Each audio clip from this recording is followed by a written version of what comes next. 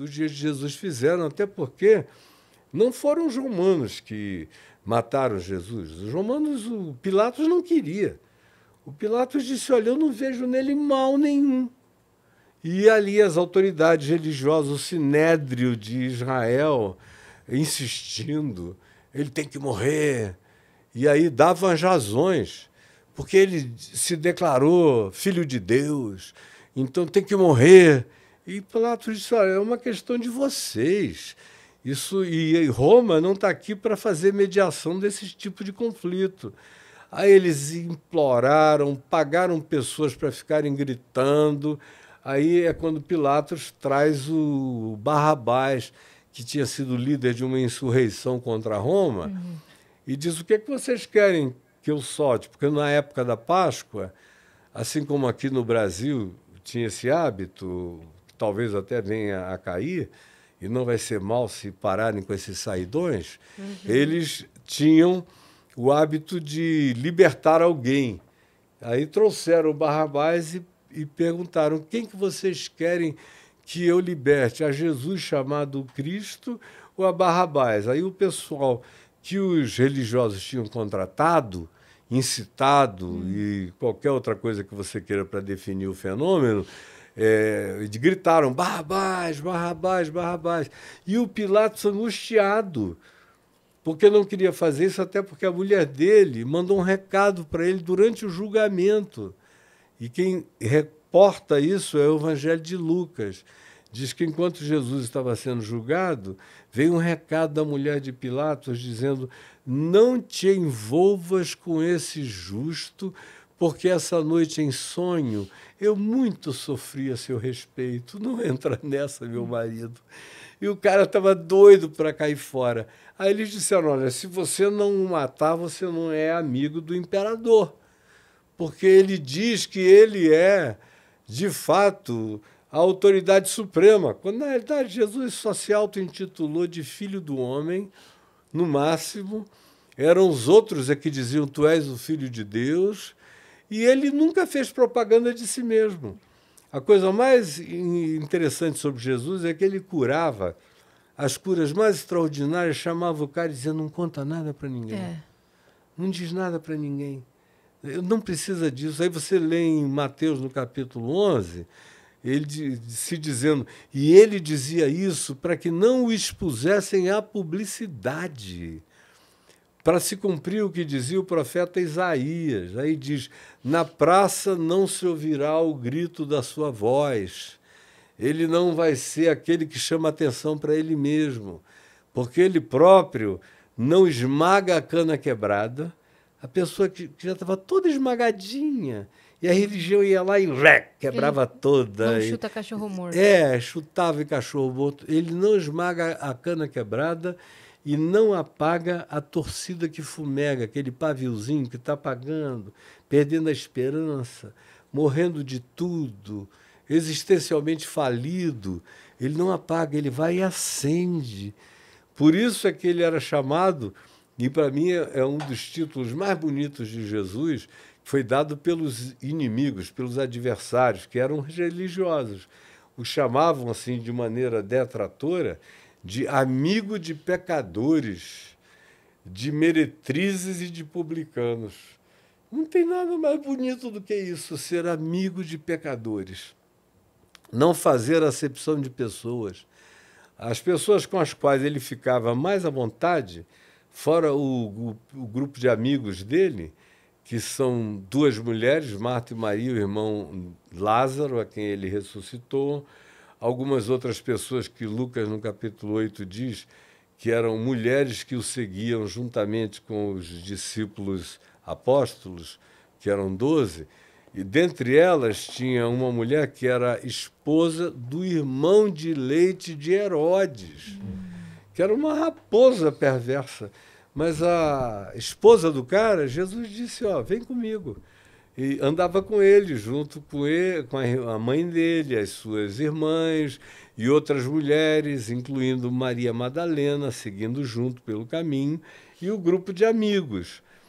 Fora isso, os ambientes onde se narra no Evangelho que ele mais frequentemente estava, com quem ele gostava de estar, onde ele dava grandes gargalhadas, e em relação a quem ele tinha toda expressão de liberdade e de acolhimento humano, eram esses pecadores, meretrizes, sobre quem ele diz aos religiosos judeus, legalistas, moralistas, com aquele ar de supremacismo contra e sobre as outras pessoas, Jesus diz, em verdade eu vos digo, que muitos publicanos, que são esses cobradores de impostos romanos, mal vistos, pecadores e meretrizes, vos precedem no reino dos céus. Toma.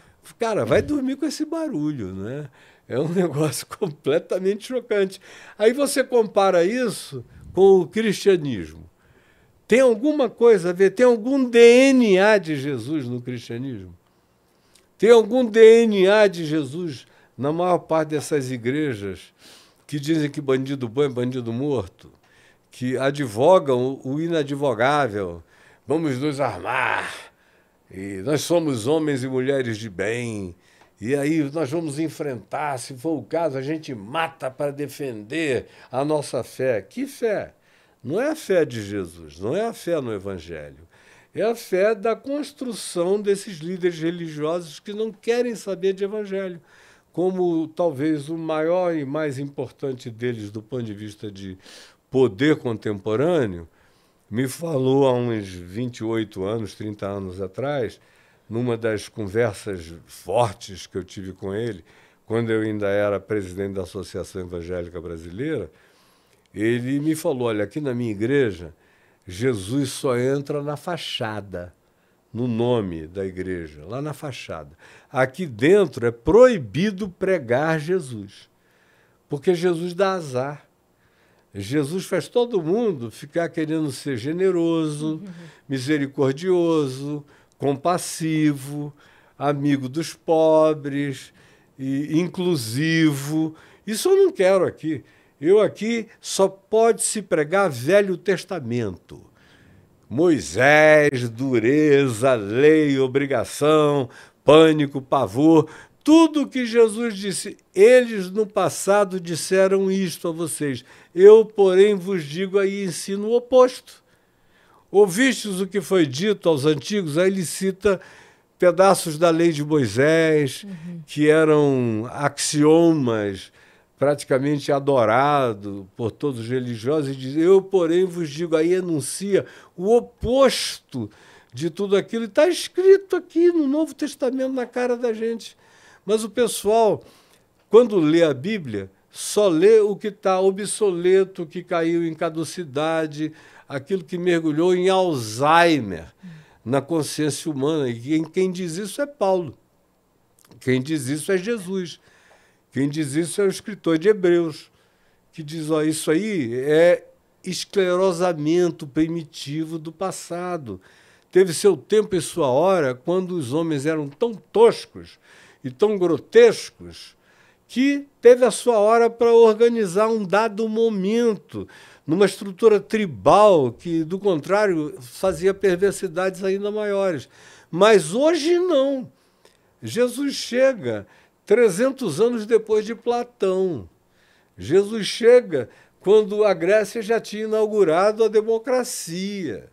Jesus chega depois que Alexandre o Grande, que mesmo como dominador no mundo, já instituía o fato de que a dominação que eles faziam como gregos carregavam o tal do espírito da helenização. E como é que a helenização funcionava? Eles queriam levar a cultura grega, que era uma cultura muito mais aberta do que as dos outros povos, e a segunda coisa, ele fazia com que os seus soldados e generais se casassem com as mulheres das localidades para gerarem filhos misturados, justamente para fazer uma aculturação que não tivesse nenhum tipo de supremacismo genético ou de DNA. Jesus já chega na esteira disso aí. E os romanos, com todas as suas brutalizações e com os imperadores que surtavam como os mais surtados de violência e brutalidade que a história aponta, foram Calígula, Nero, Domiciano.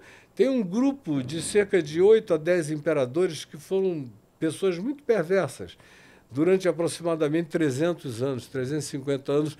Espaçadamente, esses caras loucos assumiram o poder e duraram pouco tempo, na maioria das vezes. Mas eles eram os legisladores da famosa Pax Romana, que até hoje está na base das constituições de praticamente todos os povos do Ocidente. O conceito de liberdade, o conceito até de escravidão. A escravidão no Império Romano não tinha nada a ver com a cor da pele. O conceito de escravidão tinha outras categorias, que o apóstolo Paulo dizia que em Cristo a escravidão tinha que ser abolida. Em Cristo Jesus não pode haver nem judeu, nem grego, etnicismos e supremacismos étnicos de nenhuma natureza. Não pode haver nem escravo, nem liberto. Não pode haver nem homem, nem mulher, nem sexismo, nem homem superior à mulher, nem machismo, chauvinismo, patriarcalismo de nenhuma natureza. Em Cristo, não. Ou seja, Paulo sabia que o que Jesus tinha instaurado e instituído era uma nova humanidade. E continua a ser a proposta do Evangelho, uma nova humanidade, onde a gente não se divida por nenhuma dessas idiotices. Estamos aqui até hoje. E estamos brigando e andando para trás.